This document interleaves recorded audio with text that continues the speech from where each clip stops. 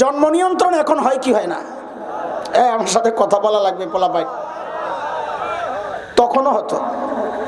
পার্থক্য কি? এখন জন্ম নিয়ন্ত্রণ হয়, পেটের মধ্যে বাচ্চা নষ্ট করা হয় অথবা আসতে দেওয়া হয় না। আর তখন জন্ম নিয়ন্ত্রণ হতো, বাচ্চা হওয়ার পর দেখতো ছেলে না মেয়ে। যদি দেখছে ছেলে রেখে দিত, আর যদি দেখছে মেয়ে, এটা ছিল বাবার জন্য সামাজিক কলঙ্ক। আমি মেয়ের বাবা, এই কলঙ্ক থেকে বাঁচার জন্য বাবা নিজ হাতে নিজের কলিজার টুকরা মেয়েকে জীবন্ত দাফন করে দিত। বিসমিল্লাহির রহমানির রহিম।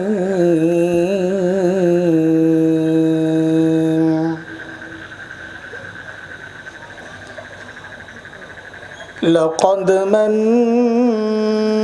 الله على المؤمنين إذ بعث فيهم رسولا من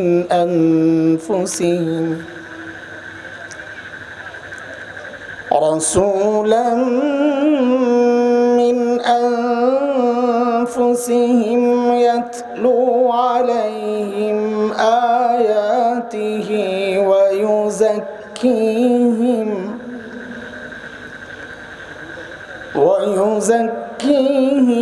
ويعلمهم الكتاب والحكمة وإن كانوا من قبل لفي ضلال مبين.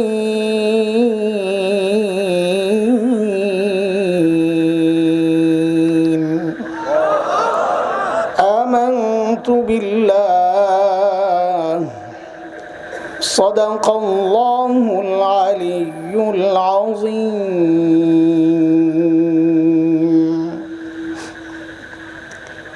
কালুখালী উম্মে কুলসুম মহিলা মাদ্রাসা কর্তৃক আয়োজিত আজকের এই বার্ষিক ওয়াজ মাহফিলের মুহতারাম সভাপতি, অতিথিবৃন্দ, হযরত উলামায়ে কিরাম, মুরব্বিয়ানে আযম, দূর দূরান্ত থেকে আগত ইসলাম প্রিয় সুধী সমাজ, প্রিয় ছাত্র ভাইয়েরা, যুবক বন্ধুরা, পর্দার আড়ালের মা ও বোন, আল্লাহ সুবহানাহু ওয়া তাআলার অশেষ মেহেরবানি যে মহান মালিক লাখো কোটি মানুষ থেকে বাছাই করে দ্বীনি এই মজলিসে আমাকে আপনাকে আসার বসার, কিছু কথা বলা ও শোনার তৌফিক দান করেছেন। নিঃসন্দেহে এটা মালিকের অনেক বড় দয়া আর করুণা। যে মহান মালিক এই নিয়ামতে আমাদেরকে ধন্য করলেন, ওই মালিকের শুকরিয়া আদায় করি, জবান খুলে প্রাণ খুলে কালিমাতুশ শুকর উচ্চারণ করি, আলহামদুলিল্লাহ।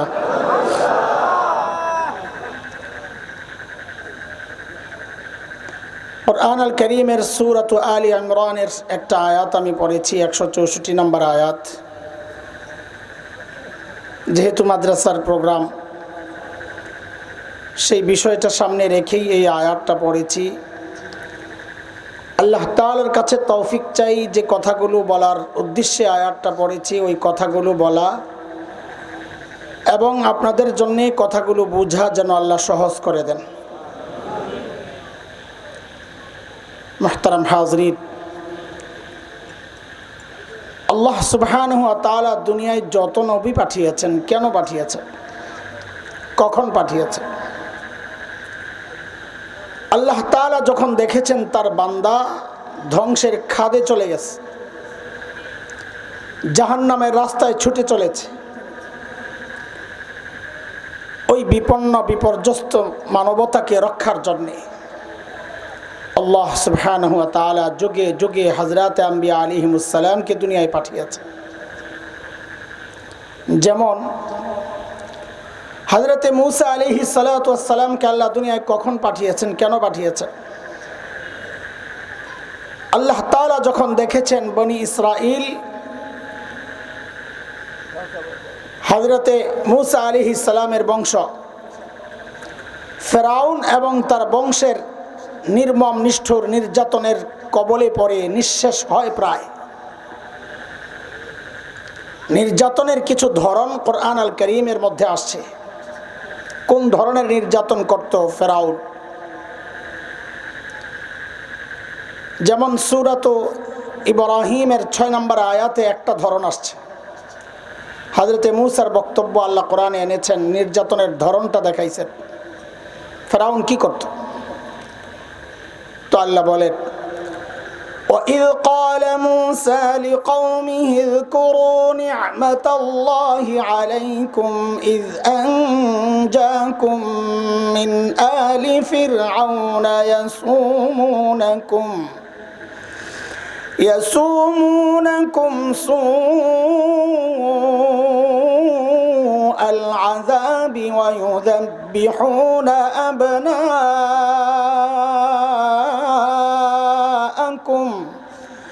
وَيَسْتَحْيُونَ نِسَاءَكُمْ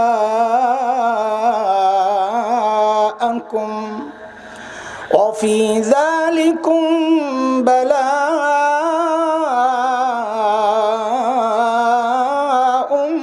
مِّن رَّبِّكُمْ عَظِيمٌ।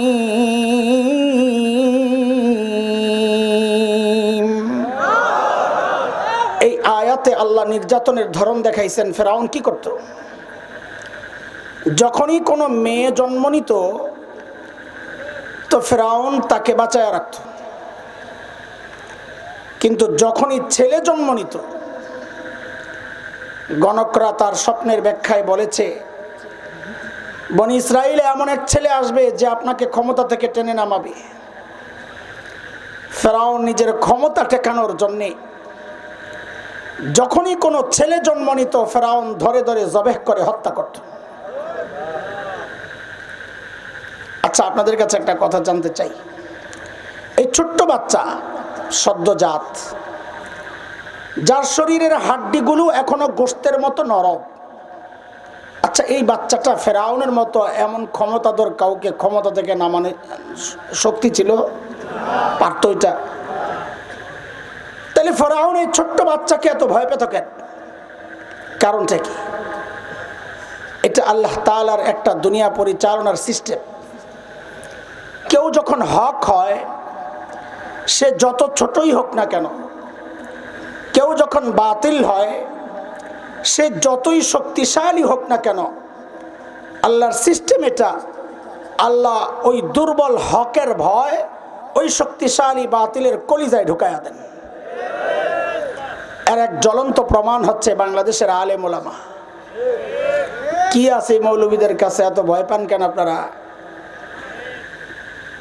যত মৌলবী আছে ধৈর্য চেক করেন, পকেটে পাইবেন এত বড় একটা রাইফেল, মানে মিসওয়াক, আর রাইফেলের গুলি পাইবেন তসবির দানা। এত ডরান কেন? যেহেতু হক, এই জন্য ডর।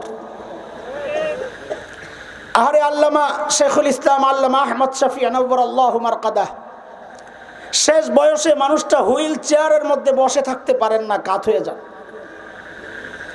আল্লামা হাফেজ জুনায়েদ বাবুনগরী নওয়ারাল্লাহু মারকাদাহ, মানুষটা সোজা হয়ে দাঁড়ায় থাকতে পারতেন না, পা কাজ করতো না, এত দুর্বল।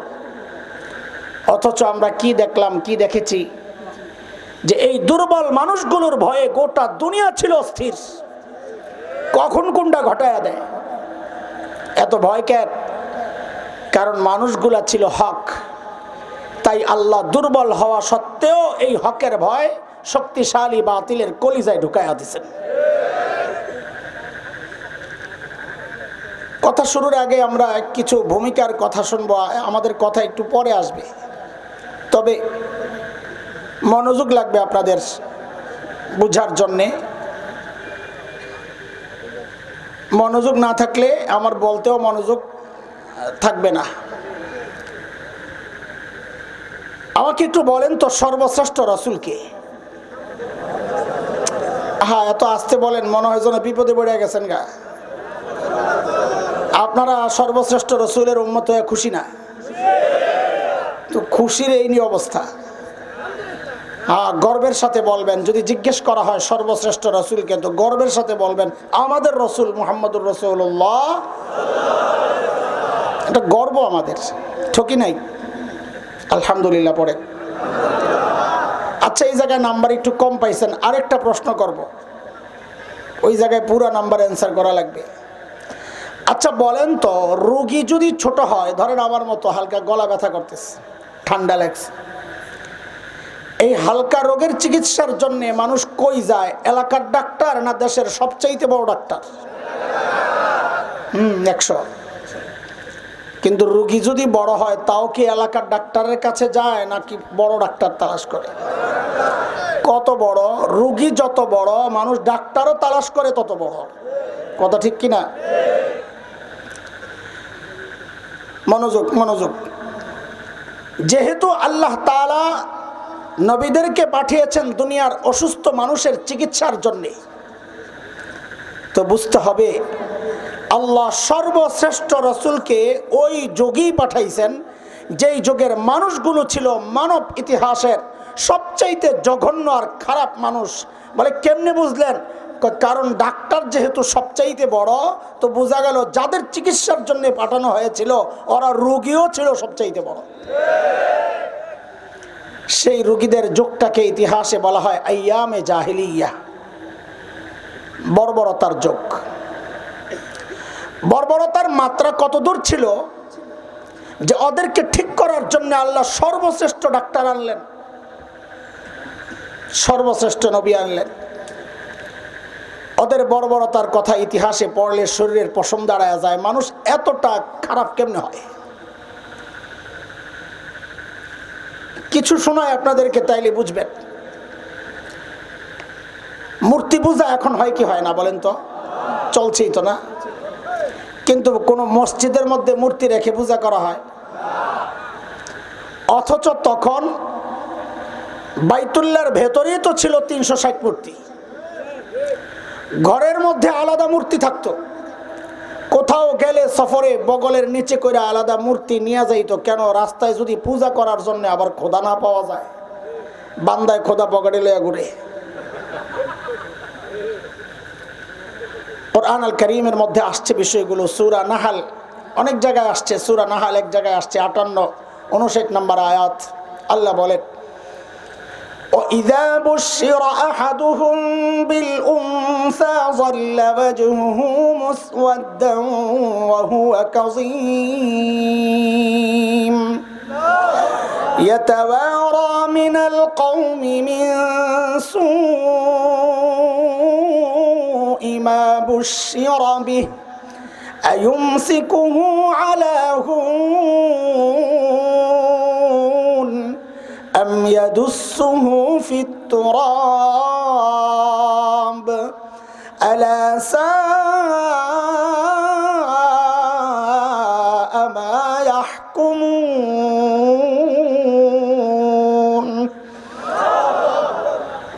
এই ছিল তখনকার আরবের অবস্থা। মানুষগুলো এতটা খারাপ হওয়ার পেছনের মৌলিক কারণ ছিল দুইটা। বলেন, আমার সাথে কথা না বললে আমি কথা বলতে। আচ্ছা, কথা কেন বলবেন আপনারা এটা একটু বুঝ জানেন, নাইলে তো কথা বাইরেতেছে না। এতক্ষণ স্লোগান দিতে দিতে গলা ভেঙে গেছে না? আপনাদের কালুখালিতে দৌড়ায় কি দিয়া? হাত দিয়া না পাও দিয়া? কি বললেন? তোর তো ঠিকই আছে, ঢাকায়ও তো পাও দিয়েই দৌড়ায়, তো মিল আছে তো। আমি তো আরো সন্দেহে পড়ে গেছিলাম। আচ্ছা বলেন তো, আপনাদের পাও দিয়া যেহেতু দৌড়ায়, এই খালি মাঠের মধ্যে যদি কাউকে ছেড়ে দেওয়া হয়, তুই ফুল স্পিডে দৌড় মার, তুই যে গোল্লা শুট খেলছেন ছোট গেলে, গোল্লা শুটের একটা আখিরি দৌড় আছে না, চোখ বন্ধ করে দেয় দৌড়, ওই রকম একটা দৌড় মারছে 100 মাইল স্পিডে।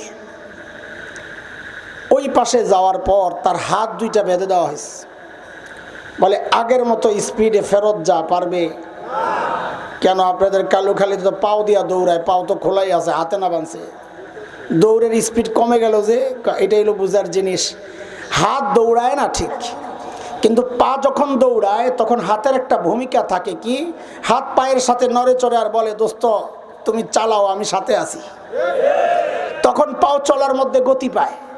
আমরা যারা কথা বলি, আমরা তো পায়ের মতো দৌড়াবো, তো আমরাই কথা তো আমরাই বলবো, কিন্তু আপনারা সাথে যদি একটু এরকম তাল না দেন সাথে সাথে, তাহলে তো কথা বলার স্পিড বাড়বে না। এখন তো একটু জোরে হয়েছে ঠিকটা, আর একটু জোরে কন। মাশাআল্লাহ, সজাগ আছেন তাইলে? ঘুমায়া যান নাই তো? আজ না না না তো করেন, কিন্তু পরীক্ষা করলে তো আবার ফেল করেন। আচ্ছা, কে কে ঘুমাইছেন একটু দেখান তো দেখি। আল্লাহু আকবার। দেখছেন, বললাম ফেল করবো, ফেলই করছে। আমাদের দেওবন্দ মাদ্রাসার প্রায় 55 বছরের প্রিন্সিপাল ছিলেন হাকিমুল ইসলাম কারি তৈয়ব রহমতুল্লাহ আলাইহি।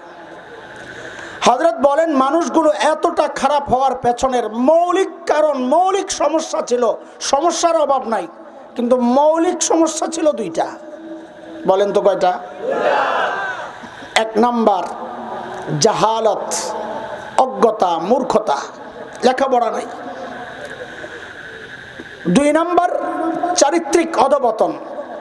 দেখেন, এই দুইটা সমস্যা এতটা প্রকট সমস্যা, এর একটাও যদি কারো মধ্যে থাকে সেও অপরাধ করে। যেমন আপনাদেরকে আমি জিজ্ঞেস করি, একজন ইঞ্জিনিয়ার, সে শিক্ষিত না মূর্খ? জোরে বলেন। কিন্তু আমরা কিছুদিন আগ পর্যন্ত কি দেখলাম, যে ইঞ্জিনিয়ার সাহেব ব্রিজ বানানোর অর্ডার পাইছে, তো রডের বদলে বাঁশ ঢুকাইয়া দিছে। আচ্ছা, ও জানতো না এখানে রড ঢুকাইতে হবে? জানতো, লেখাপড়া করছে না? জানতো। তারপরে এই অপরাধটা কেন করেছে? লেখাপড়া করলেও তার চরিত্র নষ্ট, সেজন্য করেছে। একটা না থাকলেই মানুষ অপরাধ করে, একটা থাকলেই মানুষ অপরাধ করে। সেখানে ওই সময়ের আরবদের না ছিল লেখাপড়া, না ছিল চরিত্র। সমস্যা কয়টা? এই দুই সমস্যা মোকাবেলার জন্যে আল্লাহ সুবহানাহু ওয়া তাআলা সর্বশ্রেষ্ঠ রসুলকে মৌলিক দুইটা সমাধান, সমস্যা দুইটা, আল্লাহ মৌলিক দুইটা সমাধান দিয়ে আমার নবীকে দুনিয়ায় পাঠাইয়া দিয়েছেন। বলেন, সমস্যা কয়টা? সমাধান। আর শুরু থেকে মনে না রাখলে পিছনের কথা বোঝানো কঠিন হবে। বলেন, সমস্যা কয়টা? অজ্ঞতা, চারিত্রিক সমস্যা। কিয়ামত পর্যন্ত যত সমস্যা আসবে দুনিয়ায়, এর পেছনে মৌলিক সমস্যা এই দুইটাই, হয় লেখাপড়া নাই অথবা চরিত্র খারাপ। এই দুই সমস্যা ঠিক করার জন্য আল্লাহ আমার নবীকে কয় মিশন দিয়ে দুনিয়ায় পাঠাইছেন? সমাধান কয়টা? জোরে কও যুবক, সমাধান কয়টা? আল্লাহর হাবিব নবুয়ত পেয়ে ঘোষণা দিলেন, ইন্নামা বুইসতু মুআল্লিমা বুইসতু লিউতাম্মিমা মাকারিমাল আখলাক।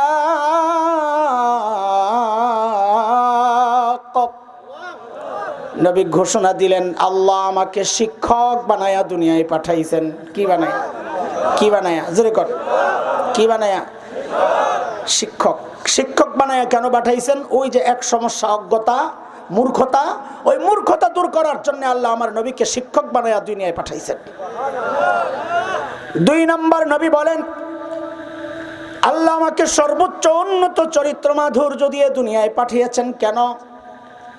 আমি যেন এই বর্বর মানুষগুলোর পেছনে মেহনত করে করে ওদেরকে মানব ইতিহাসের শ্রেষ্ঠ মানুষ বানাতে পারি। সমস্যা কয়টা? সমাধান। আবার একটু পিছনে যাই। আমাদের নবীকে আল্লাহ প্রথম দায়িত্ব দিয়েছেন, আমাদের নবীকে কি বানাইয়া পাঠাইছেন? শিক্ষক। জোরে কোন, সবাই বলেন। একটা সূক্ষ্ম কথা আপনাদেরকে বলি, আমাদের মনের প্রশান্তির কথা এটা, আপনাদের হয়তো অনেকের ভালো লাগবে না। দেখেন, আপনারা যারা মাদ্রাসাওয়ালা না, মাদ্রাসায় পড়েন নাই, আপনাদের গর্বের অনেক উপলক্ষ আছে। কেউ ইঞ্জিনিয়ার, তার গর্ব; কেউ ডাক্তার, তার গর্ব; কেউ ডক্টর, তার গর্ব; কেউ চেয়ারম্যান মেম্বার, হ্যাঁ, কেউ এমপি, কেউ মন্ত্রী, তার গর্ব; কারো বিশাল বাড়ি আছে, তার গর্ব; ছেলে মেয়ে ইউরোপ আমেরিকা থাকে, তার গর্ব। কিন্তু আমরা যারা মাদ্রাসাওয়ালা, যারা মাদ্রাসায় পড়ছি, পড়াচ্ছি, এখানে আমি ভাগ করতে চাই না, কওমি হোক, আলিয়া হোক, যেই লাইনই হোক, আমরা যারা মাদ্রাসাওয়ালা, আমাদের একটা গর্বের জায়গা কি জানেন? আমাদের শিক্ষার গোড়ায় মুহাম্মদুর রাসূলুল্লাহ সাল্লাল্লাহু আলাইহি ওয়াসাল্লাম। এটা আমাদের গর্ব। বলে কেমনে? একটা ছোট্ট উদাহরণ দিয়ে আপনাদেরকে বুঝাই কেমনে। দেখেন, আমরা বুখারী শরীফ পড়েছি, আলহামদুলিল্লাহ। এখানে হয়তো অনেকেই আছেন পড়নেওয়ালা, পড়ানেওয়ালা, আমিও পড়েছি, আল্লাহ শুকর। প্রথম হাদিস, ইন্নামাল আমালু বিন্নিয়াত, লম্বা হাদিস। এই হাদিসটা আমি ঢাকার ফরিদাবাদ মাদ্রাসায় পড়েছি। এই হাদিসটা আমি দেওবন্দ মাদ্রাসায় পড়েছি। আমার এই হাদিসের দুই উস্তাজ, ঢাকার উস্তাজ ছিলেন শেখুল হাদিস আল্লামা আব্দুল হাফিজ রহমতুল্লাহ আলাই। দেওবন্দ মাদ্রাসায় পড়েছি, আমার উস্তাজ ছিলেন এই হাদিসের শেখুল হাদিস আল্লামা নাসির খান রহমতুল্লাহ আলাই। আমার ওই দুই উস্তাজের উস্তাজ ছিলেন শেখুল আরব আল আজব হযরত হুসাইন আহমদ মদনী নব্বরাল্লাহু মারকাদাহ। তার উস্তাজ ছিলেন শেখুল হিন্দ মাহমুদ হাসান দেওবন্দি রহমতুল্লাহ আলাই। তার উস্তাজ ছিলেন ব্রিটিশ বিরোধী আন্দোলনের অন্যতম সিপাহ সালার মুজাহিদে মিল্লাত দারুল দেওবন্দের অন্যতম প্রতিষ্ঠাতা কাসিমুল উলুম ওয়াল খায়রাত ইমাম কাসেম নানতুবি রহমতুল্লাহ আলাই। তার উস্তাজ ছিলেন শাহ আব্দুল গনি মুজাদ্দিদ দেহলভী রহমতুল্লাহ আলাই। তার উস্তাজ ছিলেন শাহ মোহাম্মদ ইসহাক দেহলভী রহমতুল্লাহ আলাই। তার উস্তাজ ছিলেন শাহ আব্দুল আজিজ মুহাদ্দিস দেহলভী রহমতুল্লাহ আলাই। তার উস্তাজ ছিলেন শাহ ওয়ালিউল্লাহ মুহাদ্দিস দেহলভী রহমতুল্লাহ আলাই। তার উস্তাজ ছিলেন আবু তাহের আল মদনী রহমতুল্লাহ আলাই। তার উস্তাজ ছিলেন ইব্রাহিম কুর্দি রহমতুল্লাহ আলাই। তার উস্তাজ ছিলেন আহমদ আল কুশাশি রহমতুল্লাহ আলাই। তার উস্তাজ ছিলেন আহমদ আশনাবি রহমতুল্লাহ আলাই। তার উস্তাজ ছিলেন জাইনুদ্দিন আল মিসরি রহমতুল্লাহ আলাই। তার উস্তাজ ছিলেন মুহাম্মদ আর রমালি রহমতুল্লাহ আলাই। তার উস্তাজ ছিলেন আহমদ ইবনে আলী আল হাজ আল আসকালানি রহমতুল্লাহ আলাই। তার উস্তাজ ছিলেন ইব্রাহিম আত-তানুখি রহমতুল্লাহ আলাই। তার উস্তাজ ছিলেন আবুল আব্বাস আল হাজ্জার রহমতুল্লাহ আলাই। তার উস্তাজ ছিলেন আবু আলী আজ-জুবাইদি রহমতুল্লাহ আলাই।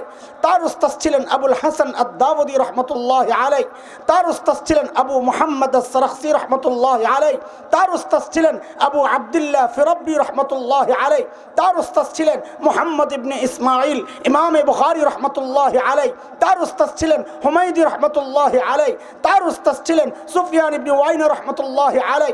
তার উস্তাজ ছিলেন ইয়াহইয়া ইবনে সাঈদ আল আনসারী রহমতুল্লাহ আলাই। তার উস্তাজ ছিলেন মুহাম্মদ ইবনে ইব্রাহিম আত-তাইমি রহমতুল্লাহ আলাই। তার উস্তাজ ছিলেন আলকামা ইবনে ওয়াক্কাস আল-লাইসি রহমতুল্লাহ আলাই।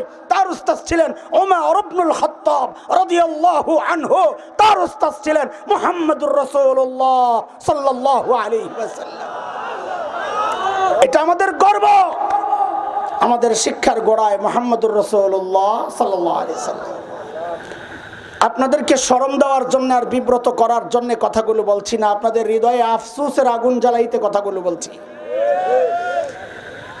আমি যদি এখন জিজ্ঞেস করি গর্ব তো করেন, একটু বলেন তো আপনাদের শিক্ষার গোড়ায় কে?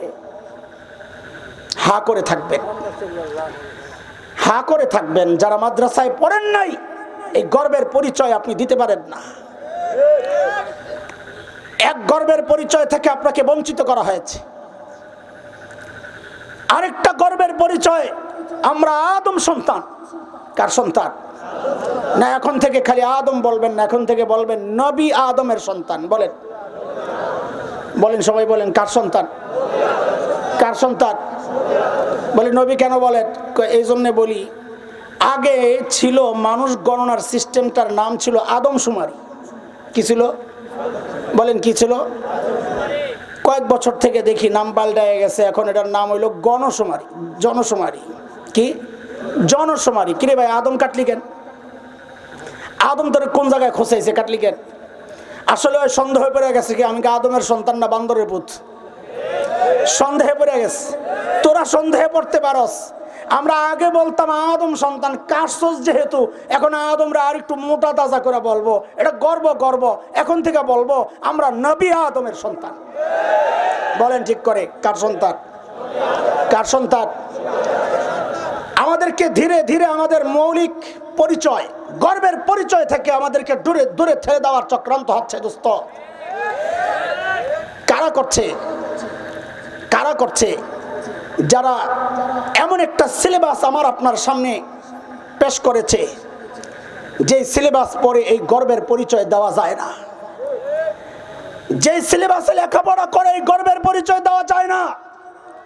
বঞ্চিত আপনাকে করা হয়েছে। নতুন করে সিলেবাস প্রণয়নের জন্য কিছু নাস্তিককে নিয়োগ দেওয়া হয়েছে, ইসলাম বিদ্বেষী অপশক্তিকে নিয়োগ দেওয়া হয়েছে। দোস্ত, মৌলবীরাই খালি চিৎকার চেঁচামেচি করবে কেন? এই শিক্ষা ব্যবস্থা আমরা আমাদের চিৎকার চেঁচামেচি আমাদের জন্য না, কারণ আমাদের সন্তান তো এই ঘোড়ার ডিমের সিলেবাস পড়ে না, পড়বে না। আমার সন্তান তো কালা কালা রাসূলুল্লাহ পড়বে। আরে আওয়াজ তো আপনাদের থেকে ওঠার কথা ছিল, চিৎকার চেঁচামেচি করার কথা আপনাদের। আমরা শুধু আপনাদের কান্দেও দিতে চাই না, আমরাও সাথে আছি। সব জায়গায় বিচ্ছিন্ন হয়েন না। এটা কোনো রাজনীতির কথা না, এটা ক্ষমতায় যাওয়ার টানার কথা না, এটা ইমানের কথা, এটা বিশ্বাসের কথা, এটা চেতনার কথা। ভবিষ্যতে এমন চক্রান্ত যদি হয়, আলেমদের থেকে বিচ্ছিন্ন হওয়া যাবে না। আলেমের হাতে হাত রেখে, কাঁধে কাঁধ মিলিয়ে, মুষ্টিবদ্ধ হাত উঠাইয়া একসাথে উচ্চারণ করতে হবে, বাংলাদেশে নাস্তিকতার চর্চা করতে দেওয়া হবে না, দেওয়া হবে না।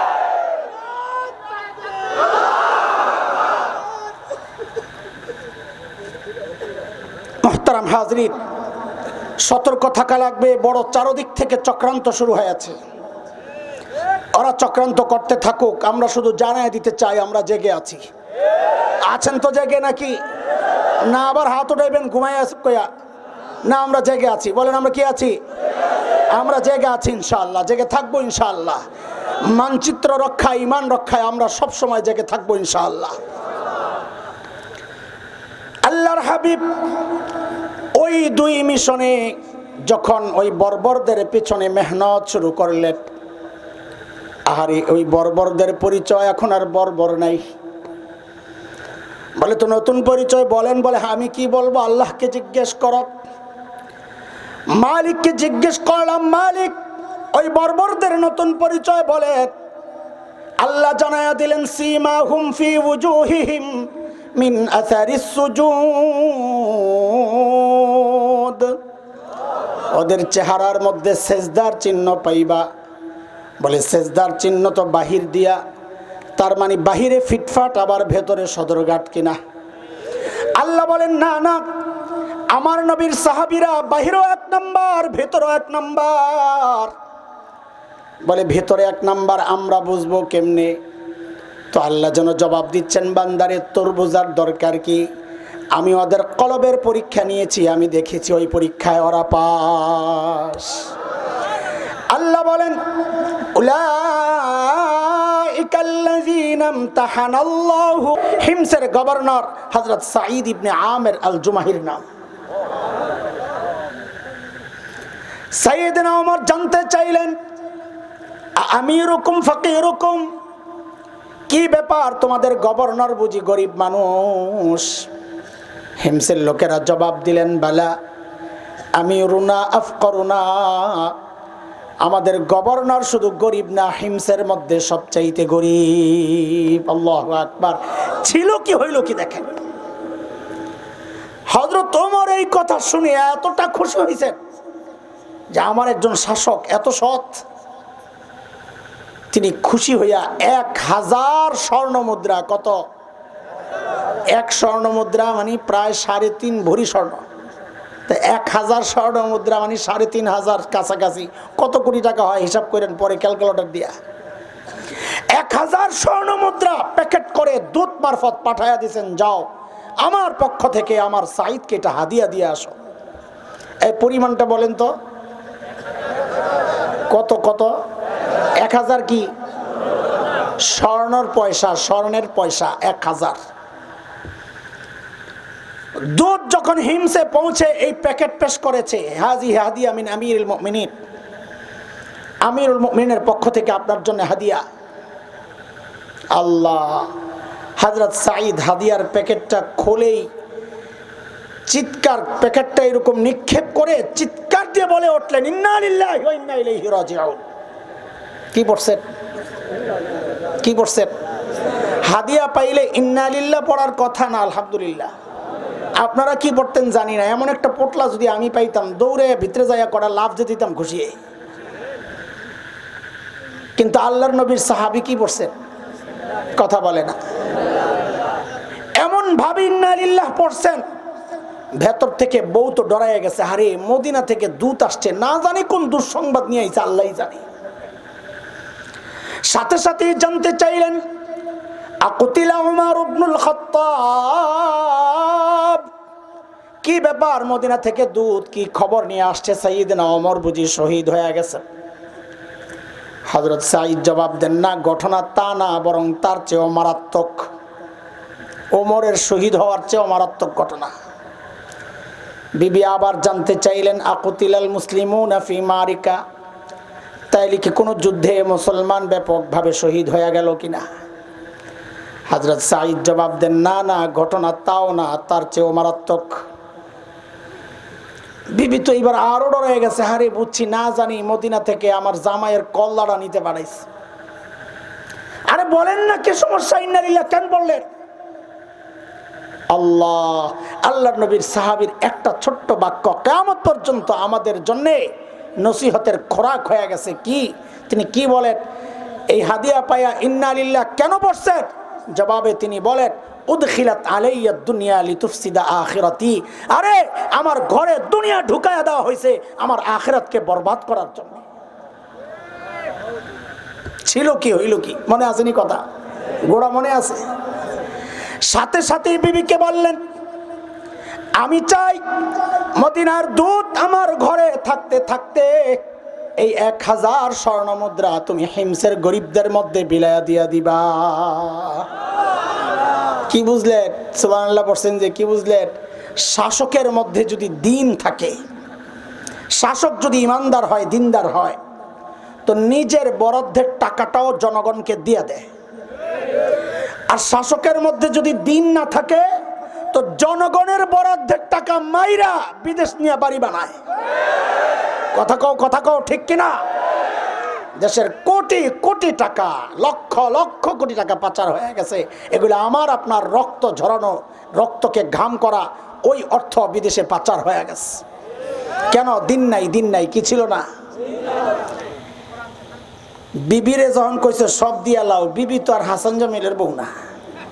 আপনাকে ওটা কথা কইলাম না, এলাকা ছাড়ি নাই, কোন বিপদে পড়ি, আমারটার উপরে দিয়েই যাক। আমার বউরে যদি কইতাম সব দিয়া লাও, এটা ভেসকে যে মারলো, সব দিয়া লাইব, কই কি ঘরে কত কিছু লাগে খবর তো নাই, আসলেও জানি না। বেশি পিড়াপিড়ি করলে বলতো 2 ভাগ করেন, অর্ধেক আপনার অর্ধেক আমার, আমারটা থাক, আপনারটা দিয়া লাই।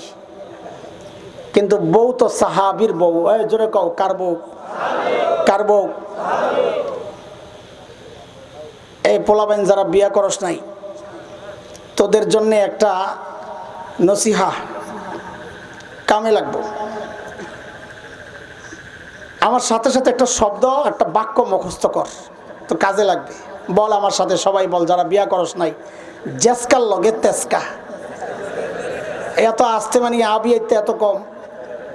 জোরে ক, শর্মাইস না, মাথা নিচে দিয়ে দিয়া ক, জেসকার লগে তেসকা। কিরে পোলাবেন করে নিয়ে আছে, আর সারা মাঠ কি খালি? হ্যাঁ, তোরা এক লগে কই এত নজরে পড়ে গেছিস গা। জোরে কন, জেসকার লগে মানে কি? মানে হইল এখনকার পোলাপান কয়, হুজুর বউ পাই না, একটা তাবিজ টাবিজ দেওয়া যায় কেন, একটু পানি পড়া, সব তাবিজ দিয়া কাম সেরে লাইবা। বউ পাই না হুজুর, অনেক তালাশ করি, একটু দোয়া করে। আমি কই, গাদা বউ পাবি কই থেকে? তুই নিজে 2 নাম্বার আর বউ খোঁজে রাবিয়া বসরিয়া। কথা ঠিক কিনা? তুই 2 নাম্বার বউ, 2 নাম্বার খোঁজ, দেখবি অভাব নাই। তুই নিজে 3 নাম্বার হইলে আল্লাহ বউও পাঠাইব 3 নাম্বার, 4 নাম্বার হইলে আর নাম্বার তালাশ করে বউর দরকার নাই। এটা নম্বর ছাড়া। এই কথা আমার না রে, এই কথা কোরআনের। কার? আল্লাহর। সূরা নূরের মধ্যে আল্লাহ বলেছেন এই কথা, আল খাবিসাতু লিল খাবিসিনা ওয়াল খাবিসুনা লিল খাবিসাত ওয়াত তাইয়িবাতু লিত তাইয়িবিনা ওয়াত তাইয়িবুনা লিত তাইয়িবাত উলাইকা মুবাররাউনা মিম্মা ইয়াকুলুন লাহুম মাগফিরাতুন ওয়া রিজকুন কারীম।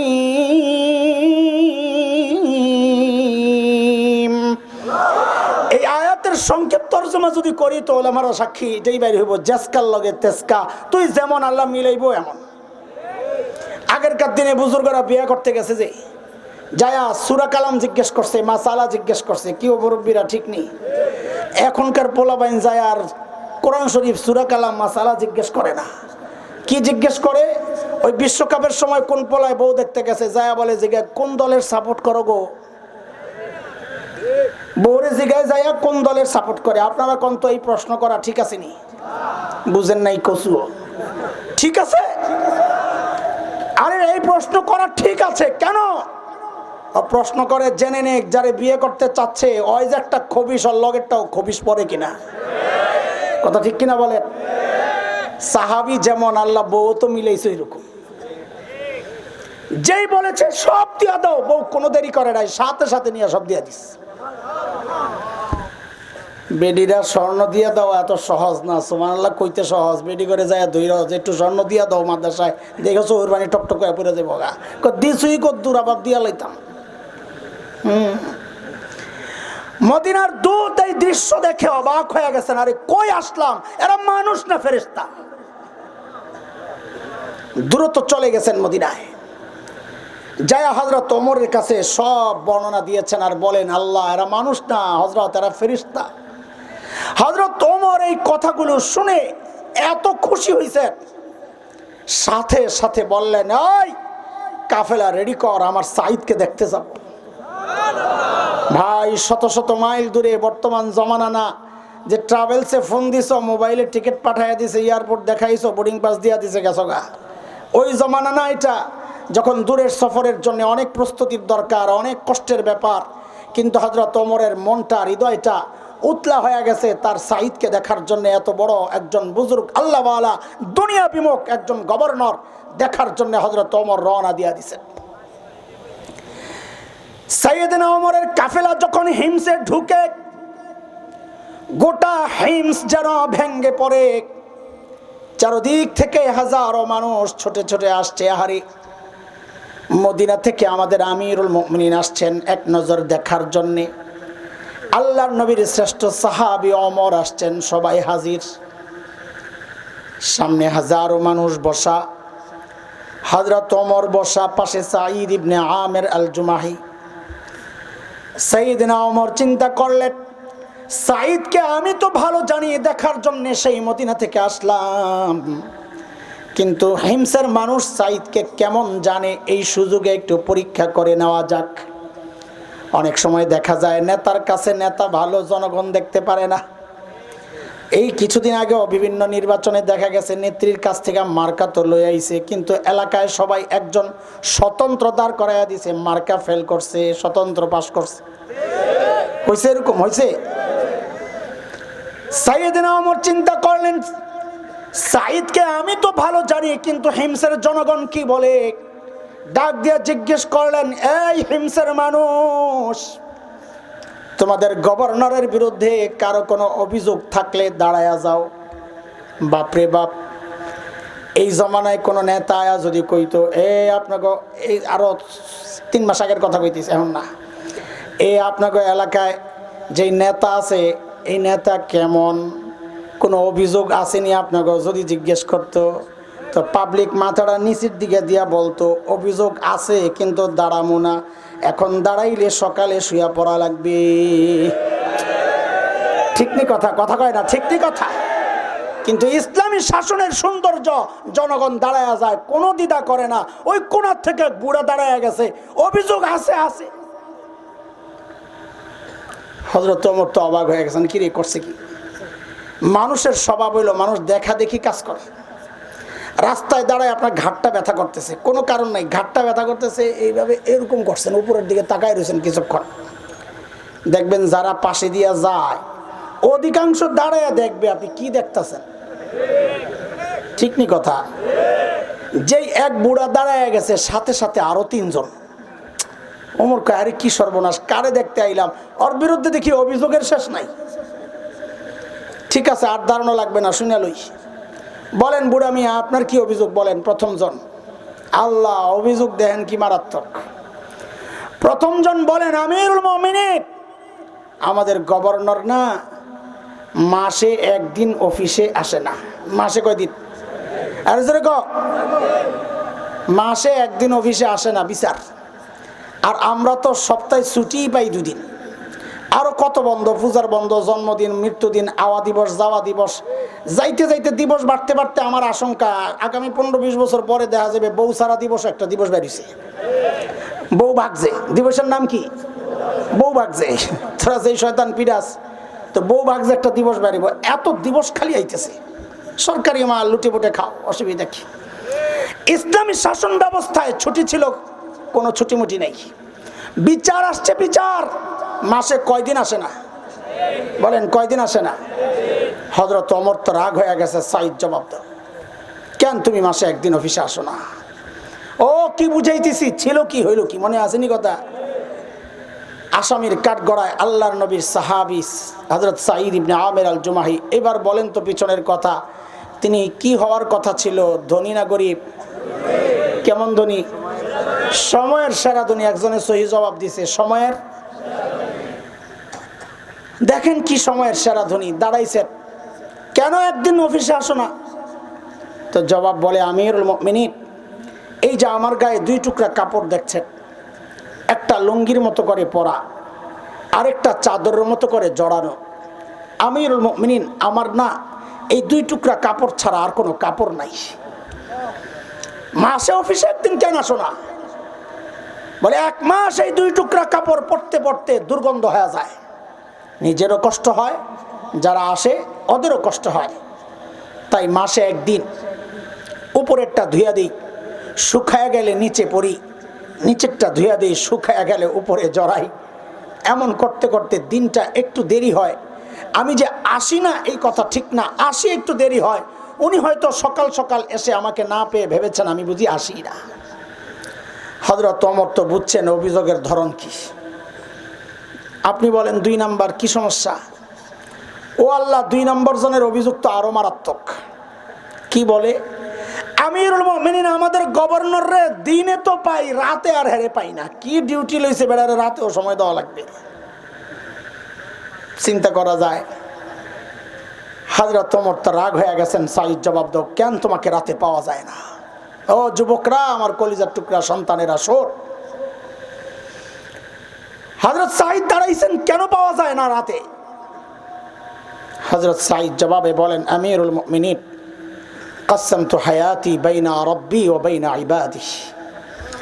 জীবনটারে 2টা ভাগ করছি আমিরুল মুমিনিন। একটা ভাগ দিনটা মালিকের বান্দাদেরকে দেই, আর রাতটা আমি আমার মালিককে দেই।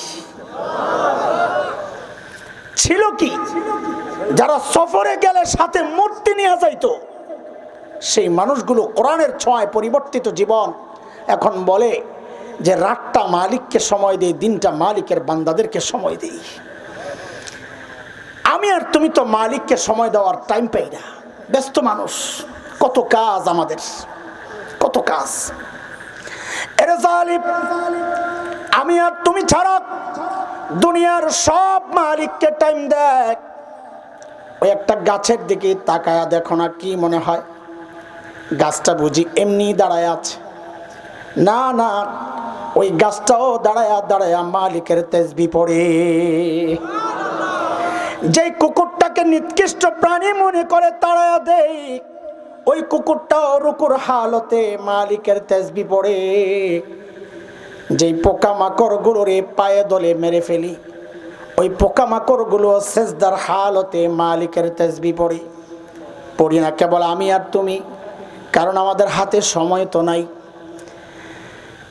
এই হায়াত মালিকের দেওয়া, অথচ এই হায়াতের একটা ভাগ ফেসবুক কিন্তু ঠিকই পায়, ইউটিউব কিন্তু ঠিকই পায়, খেলোয়াড় পায়, গায়ক গায়িকা পায়, নায়ক নায়িকা পায়। আহারে, যে মালিক এই হায়াতটা দিলেন, শুধু এই ভাগটুকু ওই মালিক একটু পায় না। মালিককে টাইম দেওয়ার সময় আমার হাতে নাই, আমি ব্যস্ত মানুষ। এরে ভাই আমার, সময় একদিন আসবে, কসম আল্লাহর, সময় একদিন আসবে, চিৎকার করে করে শুধু কাঁদতে হবে আর বলতে হবে, ইয়া লাইতানি কদ্দামতু লিহায়াতি। আহারে, আজকের এই দিনের জন্য যদি একটু পুঁজি বানায় আসতাম, তাইলে আজকে আর এই আফসোস করা লাগে না। এরে বাবা, এরে ভাই, এরে আমার সন্তানেরা, পুঁজি কিন্তু লাগবে মালিকের সামনে পেশ করার জন্যে। কার কি পুঁজি আছে জানি না, আমার তো নাই, তাই এইভাবে বলতেছি। পুঁজি বানানোর বিষয়ে আগ্রহী করে তোলার জন্য ছোট্ট একটা গল্প শোনাই আপনাদেরকে। সাম্প্রতিক কালের কয়েক বছর, 3-4 বছর হয়েছে, আমার মাদ্রাসায়, এই যুবকরা ভালো করে শোন, আমার মাদ্রাসায় একদিন আমার অফিসে আমার এক শিক্ষক বলে, ভাই আপনারা একটা ভিডিও দেখাই, দেখেন। কি ভিডিও? বলে কোনো এক আরব দেশের এক টেলিভিশনের প্রোগ্রাম। ভিডিওটা হচ্ছে একটা সাক্ষাৎকার পর্ব। একটা ছোট্ট বাচ্চা, অন্ধ, বাচ্চাটার বয়স বড় জোর 13-14 হবে। অন্ধ, অন্ধ মানে আমরা আরবিতে বলি মাকফুফুল আইন, চোখ একদম গর্ত গর্ত, এইরকম অন্ধ, ভেতরে গেছে গা। তো উপস্থাপক, সঞ্চালক, যিনি পরিচালক, তিনি বাচ্চাটাকে জিজ্ঞেস করতেছেন, আচ্ছা তোমার যে চোখের নিয়ামত নাই, তুমি কি আল্লাহর কাছে এই নিয়ামতটা ফেরত চাও? বাচ্চাটা কোনো রকমের ভাবনা চিন্তা ছাড়াই ভাবলেশহীন জবাব দিয়ে দিল, না, আমি এই চোখের নিয়ামত ফেরত চাই না। আমি তো অবাক হয়ে গেছি, বলে কি? ভাবলাম ম্যাচুরিটি আসে নাই, বাচ্চা মানুষ এখনো বুঝে নাই যে চোখের নিয়ামত কত বড় নিয়ামত। তা আমি তো অবাক হয়েছি ভিডিও দেখা, কিন্তু যিনি সামনাসামনি বসা তার তো আরো অনেক বেশি অবাক হওয়ার কথা, তাই না? তিনি আরো অনেক বেশি অবাক হইয়া জিজ্ঞেস করলেন, লিমাজা, আরে কেন তুমি এই নিয়ামত ফেরত চাও না? এটা কেমন কথা? আরে বাচ্চাটার জবাবটা শুই না বুঝছি, বোকা ও না, বোকা তো আমি, বোকা তো আমি। আল্লাহকে হাজির নাজির রেখে বলছি আপনাদেরকে, ওর জবাবটা শুই না আমি সাথে সাথে কান্না করে দিছি। বললো কি সেটা? আরে বললো কি সে? বাচ্চাকে যখন জিজ্ঞেস করা হলো, তুমি কি নিয়ামত ফেরত চাও? বলে না, চাই না। কেন চাও না? বলে এই জন্যে চাই না, আমি পুঁজি বানাইছি। দেখেন কি পুঁজি বানাইছি? বলে হাসরের মাঠে যখন বিচার শুরু হয়ে যাবে, যখন আমার সিরিয়াল আসবে, যখন আমার ডাক পড়বে, আসো হিসাব নিয়ে আসো। ছোট্ট বাচ্চার কি হিসাব, কিন্তু তার চিন্তাটা কত পবিত্র, কত উঁচু দেখেন। বলে যখন আমার ডাক আসবে, হিসাব নিয়ে আসো। দুনিয়ায় আমি এই নিয়ামত ফেরত এই জন্যে চাই নাই, সেদিন যেন আমি আমার মালিকের সামনে নত জানো হয়ে বলতে পারি, ও আমার মালিক। হিসাব দিতে যায় যেন বলতে পারি, ও আমার মালিক, দুনিয়ায় তো তুমি আমার এই নিয়ামতটা দেও নাই, ওগো মালিক, ওই উসিলায় কি আজকে আমার আযাবটা একটু কমায় দেওয়া যায় না মালিক? আমি কাঁদতেছিলাম উল্টা চিন্তা করে, যে আরে ঠিক উল্টা প্রশ্নটা যদি আমার মালিক আমাকে করেন, তা আমি কি জবাব দিব? উল্টা প্রশ্ন মানি। আমি যখন আমার মালিকের সামনে হিসাব দিতে দাঁড়াবো, তখন আমার মালিক যদি ঠিক উল্টা প্রশ্নটা আমাকে করেন যে এরে হাসান জামিল, তোকে তো এই চোখের নিয়ামতটা দিছিলাম দুনিয়ায়, তুই ভোগও করছস, এখন আযাবটা একটু বাড়াইয়া দিই, তো আমি কি জবাব দিব? এরে যুবক, তুমি কি জবাব দিবা? ও বাবা, আপনি কি জবাব দিবেন? হ্যাঁ, কি পুঁজি বানাইছেন জিজ্ঞেস করি, বলেন। আরে আগেই তো বলেছি আমার নাই বলে এভাবে বলছি, আপনার কি আছে বলেন না? কি পুঁজি আছে আমাদের?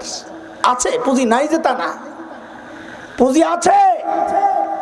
গুনার পুঁজি, গুনাহ, গুনাহ, গুনাহ, এত গুনাহ, এত গুনাহ, যেদিকে তাকাই শুধু গুনাহ আর গুনাহ।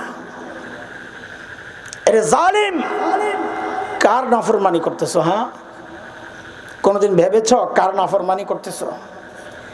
যে মালিক আমাকে তোমাকে এত ভালোবাসেন, তার নাফরমানি চলতেছে, যার ইশারায় আমার প্রতিটা শ্বাস নিঃশ্বাস চলছে, যিনি প্রতিনিয়ত এত এত নিয়ামত দিয়ে বাঁচায় রাখছেন। আরে একটা ছোট্ট বিষয় চিন্তা করো না, কত নিয়ামত দেন, কত মায়া আমাদের জন্যে। আমি তুমি দরজা জানালা বন্ধ করে যখন ভেতরে গুনাহ করি, আরে আমার মালিক আমারে কত ভালোবাসে, ভেতরে গুনাহ চলছে, যুবক ভেতরে গুনাহ চলছে, ওই অবস্থায় আমার মালিক দরজার নিচে দিয়া বাতাস আর অক্সিজেন পাঠায়া দেন, যেন গুনাহ অবস্থায় আমি মাইরা না যাই, আমি যেন মরে না যাই। সেই মালিকের নাফরমানি আর কত কাল করবা যুবক? বাবা, দাড়ি তো পেয়ে গেছে, বুঝেন কিছু? দাড়ি পাকা, চুল তো পাকছে, বুঝেন কিছু এটা? হ্যাঁ, আরে আমরা তো আয়নার সামনে নিজেকে দেখলে কলিজা মোচড় দিয়া ওঠে। কেন? কারণ এই দাড়ি পাকার অর্থ যে জানি, এই চুল পাকার অর্থ যে জানি। হ্যাঁ, আমার সামনে গাছ থেকে পাতা ঝরেছে, আল্লাহ আমাকে সতর্ক করেছিলেন, এরে হাসান জামিল, যেই জিনিস ধরে ওই জিনিস ঝরে, আমি সোজা হই নাই। আমার সামনে সূর্যকে ডুবায়া আল্লাহ আমাকে সতর্ক করেছিলেন, এরে হাসান জামিল, যেই জিনিস ওঠে ওই জিনিস ডুবে, তুই একদিন ডুববি, আমি সোজা হই নাই। আমার সামনে দিয়ে আমার বাবার লাশকে কবরে পাঠায়া আমাকে সতর্ক করা হয়েছিল, আমি সোজা হই নাই। আমার সামনে দিয়ে আমার মায়ের লাশ পাঠানো হয়েছে, দাঁড়ায় দাঁড়ায় কেঁদেছি। আল্লাহ আমাকে সতর্ক করেছিলেন, এরে হাসান জামিল, একদিন তোর সন্তানদের সামনে দিয়াও তোর লাশ কবরে যাবে, ওরাও তোর মতো দাঁড়ায় দাঁড়ায় চোখের পানি ফেলবে, আমি সোজা হই নাই। এত এত ইশারা ইঙ্গিত দেওয়ার পরেও আমি সোজা হই নাই। এইবার আমার শরীরের মধ্যে ডাইরেক্ট অ্যাকশন শুরু হয়ে গেছে। এই দাড়ি পাকা মানি বাবা, শরীরের একটা অংশের মৃত্যু শুরু হয়ে গেছে। যে কোনো সময় মালাকুল মউত কাপ করে আমার রোগটা নিয়ে নিতে পারে। প্রস্তুতি কি মালিকের সামনে দাঁড়াবেন কি নিয়া? বলেন, জবাব দেন। এর যুবক ভাই আমার, এর চেয়ে ভালো করে বোঝানোর সামর্থ্য আমার নাই রে বাপ। আমি বলি কি, আমার কথাগুলো তোদের হৃদয়ে টাচ না করলে, আমি প্রায় এই কথা বলি, ভাই এছাড়া আমার উপায় নাই। যদি আমার কথাগুলো তোদের হৃদয়ে টাচ না করে, আমি বলি কি, তোরা সবগুলো আমার সামনে আয়, আমার সামনে আয়, তোদের পাওগুলো আমার সামনে মেলা দে। আমি ওই পাওগুলা জড়াইয়া ধইরা সারা রাত বসে বসে কান্না করি, তাও তোরা গুনাহ ছেড়ে দে, গুনাহ ছেড়ে দে। আর এই গুনাহওয়ালা চোখগুলো নিয়ে মালিকের সামনে কেমনে দাঁড়াবো বলেন? এই গুনাহওয়ালা জবান নিয়ে মালিকের সামনে কেমনে দাঁড়াবো? এই গুনাহওয়ালা কান নিয়ে মালিকের সামনে কেমনে দাঁড়াবো বলেন? এই হাত পাও নিয়ে কেমনে দাঁড়াবেন? হ্যাঁ, মালিক যদি জিজ্ঞেস করেন যে আমার দেওয়া নেই, আমার দিয়া তুই আমার নাফরমানি কেমনে করলি, কি জবাব দিবি?